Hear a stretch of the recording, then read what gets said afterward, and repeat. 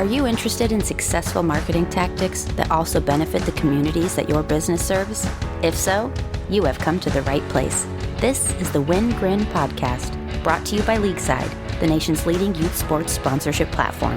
On the show, we talk to some of the smartest minds in marketing and brand building about marketing and growth strategy, and hear inspiring stories about how they got to where they are today.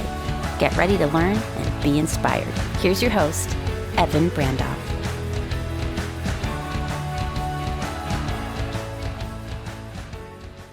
Hello, and welcome to the Win Grin podcast. Today, we welcome David Bloom onto the show. David is the Chief Business Development Officer at both Capriotti's and WingZone, with over 250 stores across both brands and growing rapidly. David has an extremely interesting and inspiring story, and we are excited to share more with you today. David, thank you so much for coming on the show today. My pleasure. I enjoy this, and I appreciate the opportunity. Of course. First off, is that a guitar behind you? Yeah, there's an electric and an acoustic, and I have another one. My pandemic commitment was to learn a musical instrument, and I cannot say that I've mastered it, but I have definitely finally, very late in life, decided to pick up guitar, and I will never be any good, but I still enjoy it. Have you graduated from smoke on the water to something more challenging? I'm one of those guys that loves to practice versus play. So like when I play golf, I just hit the driving range and I rarely play. And guitar, I'm the same thing. I just practice a lot. And I'm never going to be like playing really good songs and be in a band or anything like that. So I have no illusions. But I really, like I said, I really enjoy it. And there's so many cool apps and nowadays to learn at home remotely. When I have time, which is often at night, it's just really convenient. I love it. I used to play the trombone, so maybe we could start a band together one day. Yeah, I was always jealous of people that had any musical talent. It just seems like the coolest thing in the world to me, to be able to do that. And like I said, I just think it's great for people like myself that are used to being in control and driving everything all day long, because you're never in control. It takes practice. You're always making mistakes, and just lots of good life lessons in there, I think. Yeah. And on the topic of life lessons, it seems like you have invested a lot of time and resources into making an impact. Specifically, I was looking at your LinkedIn page before, and the banner photo on your LinkedIn page is you outside holding a child with a bunch of happy children surrounding both of you. What's the backstory to that photo? Yeah, I was Chief Operating and Development Officer for Bridge International Academies based in Nairobi, Kenya. And that's at one of the schools. And Bridge is one of the, if not the fastest growing education company in the developing world. And so I got to spend some time living over there, working over there, obviously in very economically depressed areas, but building schools at a very low cost that deliver very high quality education. At scale.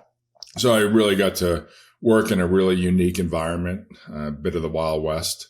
When it comes from, a business standpoint, it's pretty crazy over there, and really enjoyed it, learned a lot, and spent a year about over there just working in essentially slums. Bridge is in quite a few countries today in the developing world, but it was a unique time and I really enjoyed it. Look back on it. How do you feel your time in Kenya has contributed to your ability to be successful, now stateside? Yeah, I think number one, in the developing world, there's very little infrastructure. So we talk about supply chain issues here and things like that. Well, there's not even street names. So when you're trying to buy land and build a school, and you have to pay somebody to do the, all the geocoding and all the pinpoints, and there's really not a solid legal system to be able to go in and do the land acquisition. And there's all government regulations and tribal regulations and things like that. So navigating all that while you're having people demanding bribes and kidnap your construction teams and kidnap and hold for ransom your employees, and, doing all that in a pretty dangerous environment. I will say, on the one hand, when I got back to the U.S., I had to get a heart stent put in because I had so much, stress. I just, almost killed and worked 18 hours a day, 20 hours a day. And flip side, there's not too much that I don't think I can handle. Now, nowadays there's not too much that happens that really phases me a whole lot. Because over there you really do have life and death situations, and here we rarely have that. Yeah, I can imagine that perspective that it has given you has been valuable. Yeah. And speaking to some of your incredible work stateside, you've been the pioneer of growing so many impressive brands, currently growing Capriotti's and Wing Zone. Based on my research, there's 112 Capriotti's, 80 Wing Zone locations. How many of each are corporate owned versus franchised? There's actually 165 Capriotti's, so probably with another 300 in development, and there's about 70 Wing Zones with about 100 in development. Wow. We own and operate about 10% of the Capriotti's brand ourselves. We acquired Wing Zone at the end of last year.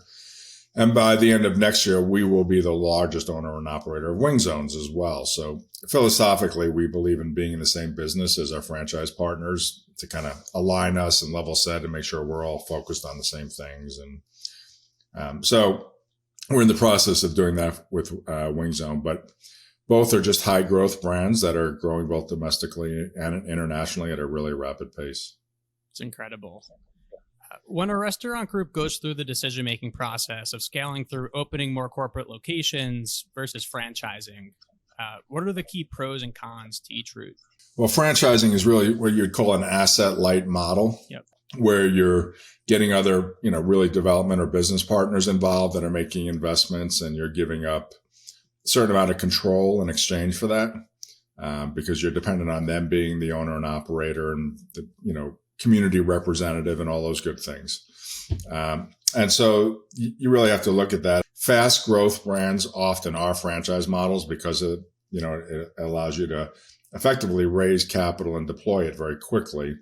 But there are lots of successful company owned, Starbucks, Chipotle, places like that have grown really well over the years as well. So I've done both in lots of different verticals, not just in restaurants. And there's pluses and minuses, I think, on either side. It has a lot to do with, really what is the mandate from the investment group and what are you looking to do? And what is the opportunity long-term to grow those brands and what's the best way to achieve those goals?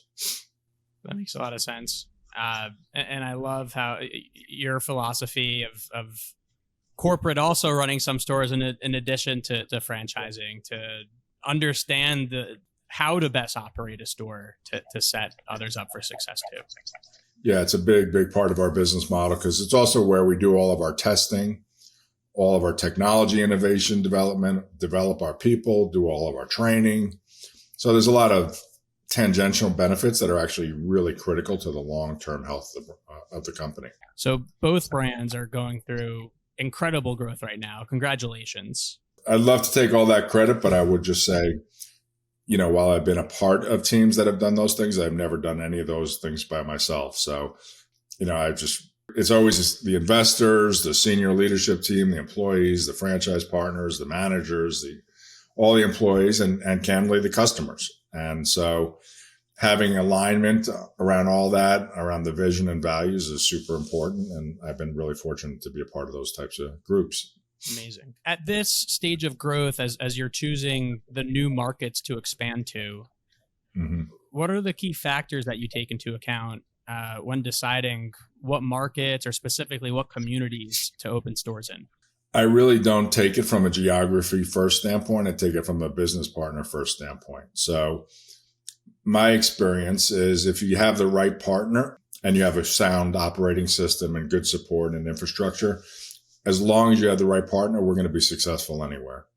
And until we have the right partner, we're not going anywhere. Mm-hmm. So it's almost 100%. I just got off the phone this morning with a group in Florida, husband and wife team in Florida that's looking to join the Capriotti side and maybe Wing Zone as well.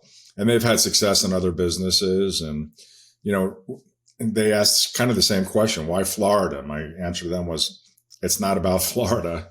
We'll be in Florida next year. We just opened a new store in Florida, but this week. And this group is looking to go a little north of them. I was like, it's not that I'm in love with Florida any more than any other market. It's when we have the right partner, either domestically or internationally, then we'll go. And until we have that, we just don't go. What makes a partner the right partner? I'd say number one, alignment around values. For us, it starts with that. And our values are really about passion, family, integrity, profitability. And profitability for us means everyone wins. It has to be a win-win.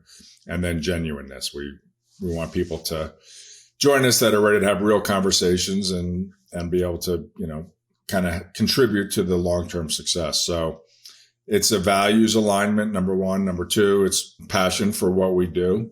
Like anything, you're like you and your business, what really will determine how big you are and how, is how much you invest in it, right? And things that you're really passionate about, you're going to invest a lot of time and energy into. Even when you're not working, you're reading about it, you're listening to it, so those are really critical to us. It's alignment around values and then vision, which for us is where we're going and the particular niches that we play in, whether it's the sandwich category or the wing category or whatever other businesses we decide to get in later on.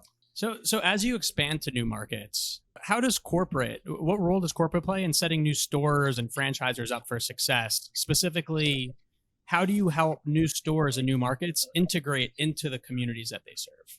There's really three things franchise partners have to do. Mm-hmm. They have to find the right location, and we just have an outstanding real estate team. We work with the best local, brokers in the market, and we invest a tremendous amount of time and energy and money into what you call an analytic platform to help us find the right sites and make sure we're in the right location, because that's step one. Step two is we provide tremendous amount of training and support throughout the pre-opening and the grand opening process on the operations side to make sure they're delivering the product and the service that, consumers are going to demand. And step three is really they have to have a long-term commitment to marketing. And marketing nowadays is fairly complex. It's all the digital platforms and integrations that go on. But it's also, just involvement in the community, because nobody knows me. Nobody knows any of us here in Vegas. They're only going to know Evan or whoever it is in the local community. If you are a Capriotti's franchisee or Wing Zone, you are Capriotti's in that market. That's all they know. And so people that are committed to being part of that community is super important to us. And then we provide them with the tools and the support to help them kind of execute against all those things. So they don't have to go out and create things and figure out how to do it. We've already got all that done and on the shelf and ready to execute. Got it. Well, so we're a community marketing podcast. So I want to focus on that marketing aspect that you just spoke to.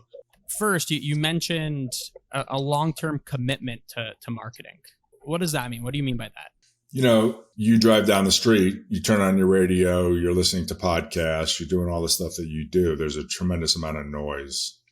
And so I think people have to understand that you've got to, in order to stay front of mind with consumers, you have to be out there in a variety of channels or be what we would call omni-channel. So that means whether they're online, on their phone, on their computer, they're turning their radios on, they're going to the local games, or they're, participating in the, church functions or school functions, whatever it is, having that omni-channel consistent approach is really important. And I think when you look at brands that do that well, both domestically and internationally, they tend to grow really well and do so consistently over time.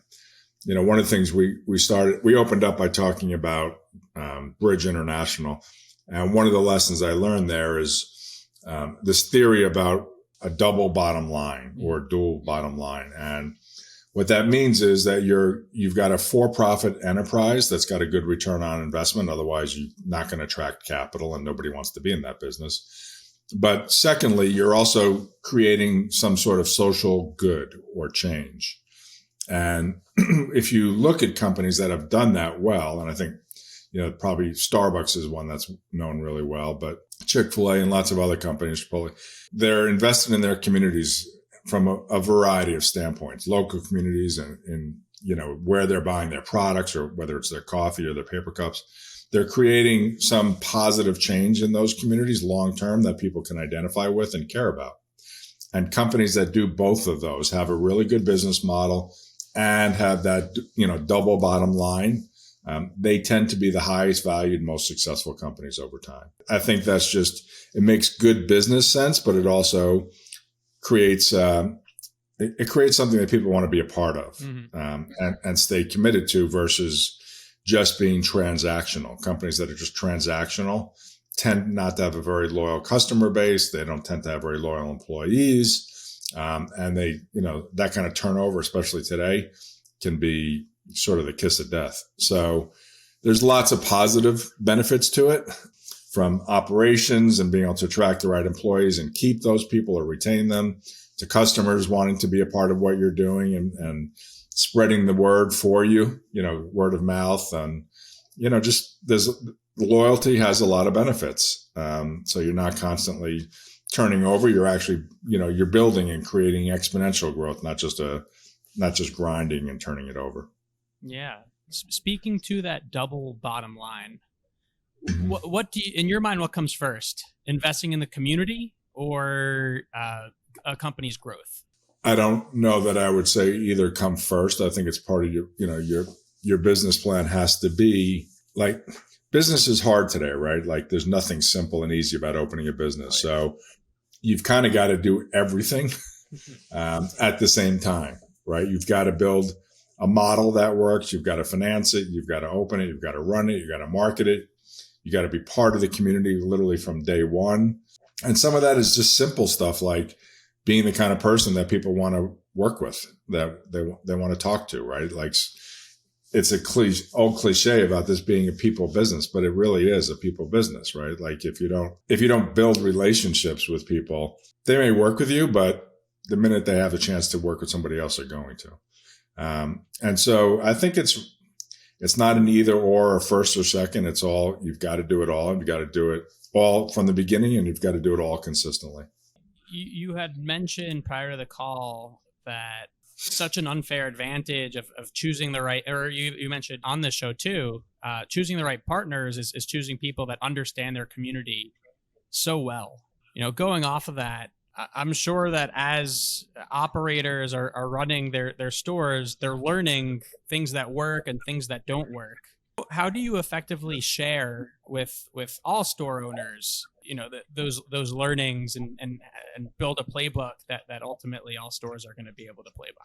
Yeah, I think that is actually one of the advantages of being part of a franchise network, where you have close relationships with other franchisees in the market. So there's things that just informally happen. The franchise partners, they all belong to a franchise, council. We have a franchise advisory committee that brings the best practices and their thoughts and ideas and what they'd like to see us work on. They bring that to the table. We have lots of communication loops. So we have weekly webinars and newsletters and, just a lot of material that's available to them so they don't have to go out and create things that have been proven to work. And again, are just kind of on the shelf, and they can take off and customize, and they don't have to go find a vendor to print it or to produce it. It's all set up for them, and it's done at scale. So they're getting leveraged pricing and things like that.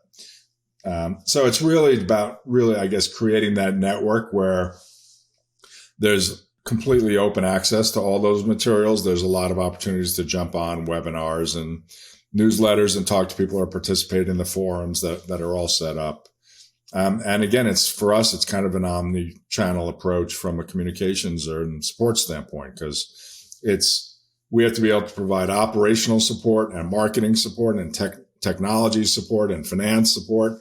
And so we have teams of people in all those departments that do that simultaneously. Again, it's not this either or thing. It all has to happen at the same time. Yeah, which makes it all so much more complex, but when done right, so impactful. So shifting gears slightly, David, if you could create the most perfect meal, taking things from both Capriotti's and Wing Zone, how would you comprise that meal? Well, turkey is still one of my favorites, first of all. So, and just to give you a little anecdote, we use Butterball turkeys. Butterball actually raises a line of turkeys just for Capriotti's called the Capriotti Super Tom.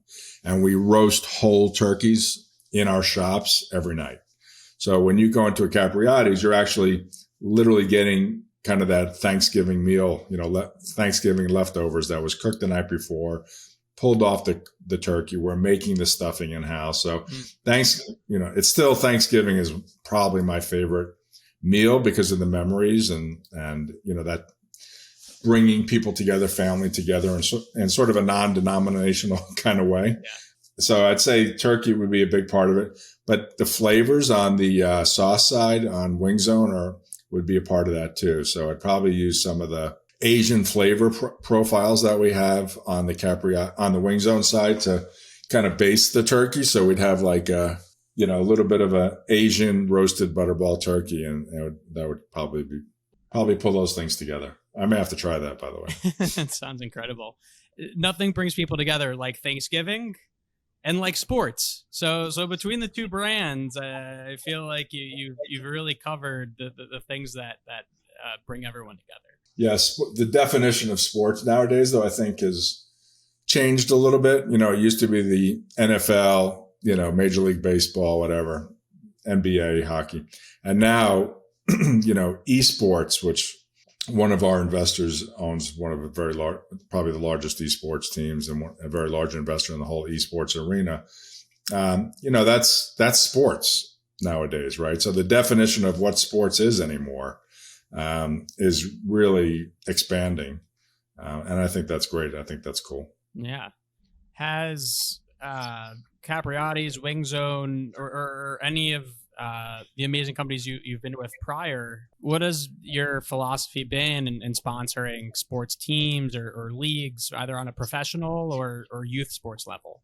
We do both. So we tend to, and again, it's kind of going back over the years, been involved with all the major leagues and done all the, kind of typical advertising. I can remember probably 30 years ago when the company I was with, we ran our first Super Bowl ads, how we had to scrape up like $1.5 million. So I'm kind of, I'm aging myself here because we could buy a Super Bowl ad for $1.5 million. What is it now? 7 million? Yeah. And that's just like, that doesn't actually produce the ad. That's just the buying of the ad. So, I remember the first time I saw my company or the company I work for, on the Super Bowl and what a huge deal that was. What company was this? It was with Quiznos in the early days, very early days. And it was super cool and it was great. And it was a kind of an inflection point for the brand, which was great. I think today it's, like I said, it's a lot more diverse. So sponsoring or being a part of esports teams and lots of other kind of things that not just sports, but things that kids and families that are invested in is much bigger. And doing so not just on the national level, which is actually kind of difficult, right? Like until you really got scale and you have enough distribution to make sense of that type of marketing, then you're really going to focus on the local stuff. We are like here in Vegas, we're in all the stadiums, right? We have multiple outlets in the stadiums themselves. So we have a deep relationship, not just with the NFL, but we're in Allegiant Stadium with 3 Capriotti shops. And that means we're affiliated with the Raiders themselves and the team and the groups of people that actually run those stadiums, which is a whole nother company. And it's a really fascinating business, and we've done really well in it. And so we're continuing to dive deeper in it. But that also includes like universities and all the sports that happen in university, teams. And, now there's all these traveling leagues and all that kind of stuff to get involved with. So there's a lot of pieces to it, I think, nowadays, because it is such a big part of people's lives. Yeah. Have you been to the new stadium yet? Oh yeah. Yeah. The first professional event at the stadium was actually U.S. versus Mexico International Soccer Championship. I'm kind of I don't like to sit in the stands and watch the games. And, obviously we have tickets to everything, but I like to go and be in our shops in our restaurants. So my wife and I worked the counter for the first couple of games, and it's just crazy to see the fans out just going nuts and having a great time. And one great thing about Vegas is the Raiders we're never actually the home team. There's usually more visitors in town for the game than there are people, in Vegas to support the Raiders. And if you go down the strip last week, the Bears played here, and there were more people from Chicago wearing jerseys on the strip than there were people from Vegas. So it keeps it cool. The Vegas Golden Knights have been great, huge, really, really fun. We're very entrenched with them. But even the minor league baseball team here, we're in that stadium, and we're really involved with that team. So it's fun. It's just business is not easy, but there's lots of fun parts to it as well. Yeah. I love the fact that you and your wife were working the counter, which you mentioned core values a lot. And I think that just speaks to your core values and why the businesses that you're with are always so successful. Well, my wife was a lot better than I was, just for the record. So, so with these different team sponsorships, how do you measure the impact of sponsoring a sports team? I'm not sure you can measure it. I mean, when we're in the stadium, we know, okay, on Saturday we did 50 grand or 60 grand. There's the clear, we're there, we've got a revenue model that we work, and that's great. Secondly, there's usually opportunities to work with some of the athletes on the team, decide, do I want to work with the quarterback, or do I want to work with one of the newcomers, the rookies on the team, and do some promotional stuff. There's that kind of thing. But then you dial down into like esports or local leagues that are much less tangible.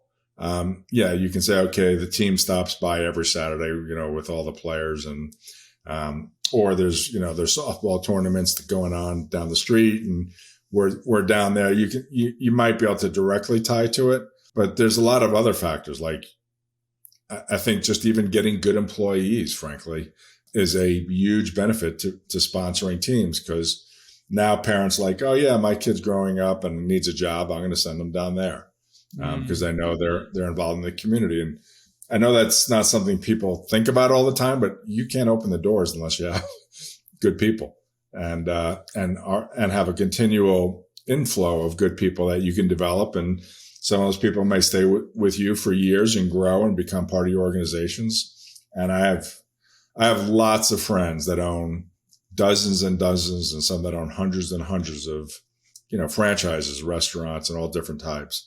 And every one of them that has been really successful. And some of these guys have, $100 million businesses and $1 billion businesses.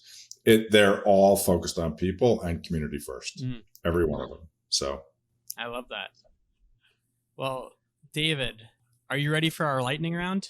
As ready as I'm ever going to be. So it's 4 questions, and we've got 2 minutes to answer all 4. So the first thing that comes to mind for each question, please share. Got it. First question, favorite youth sports memory? Growing up playing lacrosse, 2 sports, that lacrosse, and then I got into kickboxing and boxing in college. Those things were really transformational for me from a confidence standpoint, and teaching me to take risks and be out there and make mistakes, and how to lose and how to win and all that kind of stuff. So I'd say those two sports were transformational. When you were a kid, what did you want to do when you grew up? I wanted to be a veterinarian. Oh, did you pursue that at all? No, but we've always had dogs, rescued dogs, and I can't imagine life without a dog. So that's about it. I tried breeding dogs for a little while and learned that's just a good way to lose a lot of money. So that's kind of how I satisfied that craving. What is a brand whose marketing you admire most? Probably Chick-fil-A. Their involvement in the local community is just, I think, their secret sauce, and why they've been so successful. Yeah. And finally, what is the go-to cause that you like to support? My wife and I have been very committed to building, through different missions and ministries, building orphanages and learning centers and health centers around the world for many years. So we work and have helped fund a number of them that today are in 15 or 20 different countries and help hundreds of thousands of kids. So I think kids, orphans, and single moms that struggle in those, kind of the least of these kind of people that have very little ability to change their lives are the ones that really touch me the most. That is incredible. David, You are both interesting and inspirational. It was such an honor having you on today. Thank you so much for joining us. That was great. I really do appreciate it, and I really do enjoy it. So thanks a lot. Thank you for listening to the Wingren podcast. Today's episode was with David Bloom, and as a recap, we discussed the values he took with him from his work in Kenya back to the United States, key components to the recipe of building a rapidly growing restaurant chain, and finally, the importance of investing in the community, particularly how it can lead to more engaged and happier employees. Thank you so much for tuning in. I'm Evan Brandoff. See you next time. Play on, everyone. Thank you for joining this episode of the Wingren podcast. If you enjoyed this episode, please subscribe to the show and leave a rating at leagueside.com/podcast. For more educational and inspiring content, you can follow Leagueside on LinkedIn and Instagram @leagueside_. See you next time.